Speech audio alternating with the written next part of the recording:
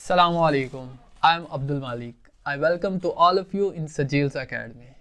अगर आप हमारे चैनल पे न्यू हैं तो चैनल को सब्सक्राइब करें और साथ में दिए गए बेल आइकन को प्रेस करें ताकि आपको हर न्यू वीडियो का नोटिफिकेशन मिलता रहेगा। वैसे तो मोबाइल के लिए बहुत सारे स्क्रीन रिकॉर्डर हैं, लेकिन जो सबसे बेस्ट है, सबसे पहले आ जाता है हमारे पास DU रिकॉर्डर।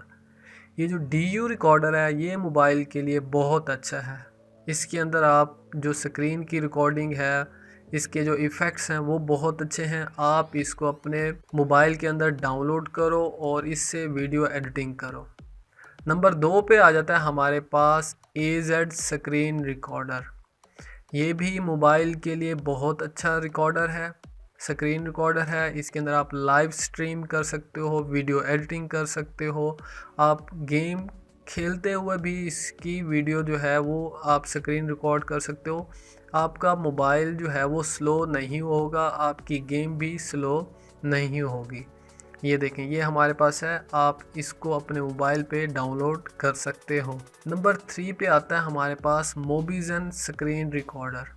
ये भी बहुत अच्छा स्क्रीन रिकॉर्डर है। आप अपने मोबाइल में इसको डाउनलोड करो और इससे आप अपने मोबाइल के लिए अपने YouTube चैनल के लिए अपनी कोई भी वीडियो बनाने के लिए इसको